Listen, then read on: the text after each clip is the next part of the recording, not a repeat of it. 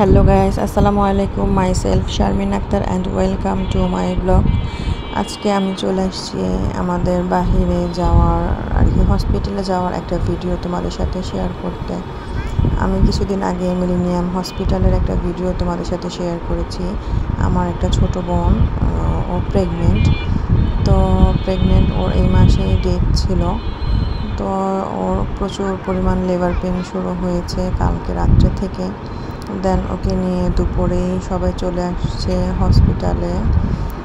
তো আমি আসতে পারিনি দুপুরে, ঘরে একটু কাজ ছিল। তো আমি মাগরিবের পরপরই চলে আসছি যে দেখে আসি ওকে। তো ওকে নিয়ে ওরা সবাই হসপিটালে বসেছিল, আমি বের হয়ে গেলাম। তো আমরা যাচ্ছি। আসলে কি বলবো, মেয়ে মানুষের এই সময়টা খুবই একটা খারাপ সময়। আবার যখন বেবিটা হয় তখন কিন্তু আনন্দের শেষ নেই। তো ওর প্রথম বাচ্চা কিন্তু নর্মাল ডেলিভারি হয়েছে।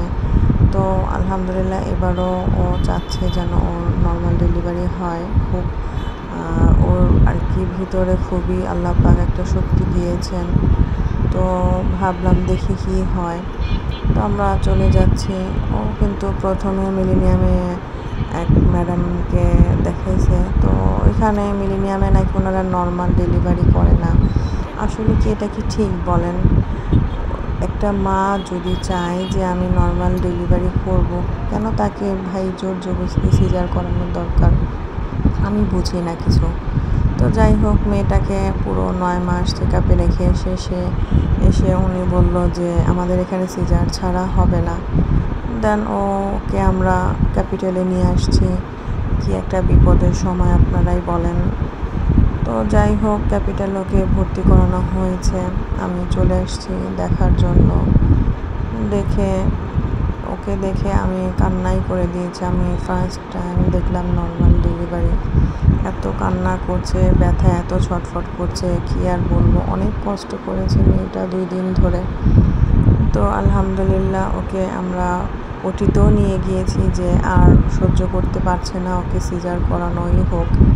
তো সিজারে কাপড় পরানোও হয়েছে। কিন্তু আলহামদুলিল্লাহ যে ওর বাচ্চাটা যখন সিজারের রুমে নিয়ে গিয়েছে ওটিতে, তখনই নর্মাল ডেলিভারি হয়ে গেছে। তো আলহামদুলিল্লাহ আল্লাহ পাকের দরবারে লাখো কোটি শুকরিয়া যে ও আর ওর বাচ্চা এখন খুবই ভালো আছে আর সুস্থ আছে। তো ওর জন্য আর ওর বাচ্চার জন্য তোমরা সবাই দোয়া করবে। আমি ওকে দেখে বাচ্চাকে কুলে নিয়ে ওকে বেডে রেখে তারপরে এখন বাসার উদ্দেশ্যে রওনা দিলাম। কারণ বাসায় তো যেতে হবে। রাত প্রায় 11টা বেজে গেছে।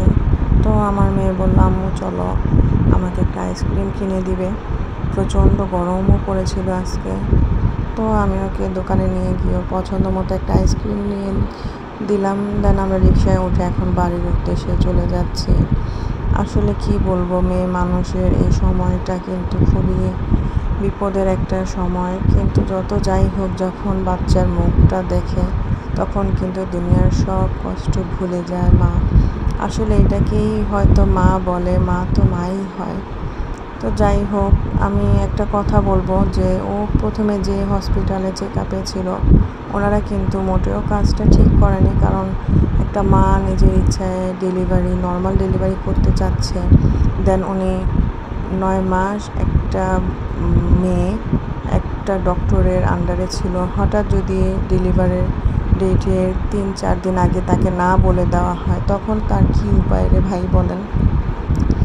তো যাই হোক, কি আর বলবো এদের কথা। আমি তো কথা বলতে বলতে চলে আসছি।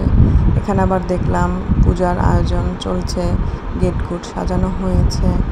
আমার বাসা হচ্ছে এখানে, আমরা এই যে খানকার সামনে চলে আসছি। তো আমার ভিডিওগুলি তোমাদের কাছে ভালো লাগলে অবশ্যই চ্যানেলটা সাবস্ক্রাইব করে দিবে, একটু লাইক আর একটু শেয়ার করে দিবে। আর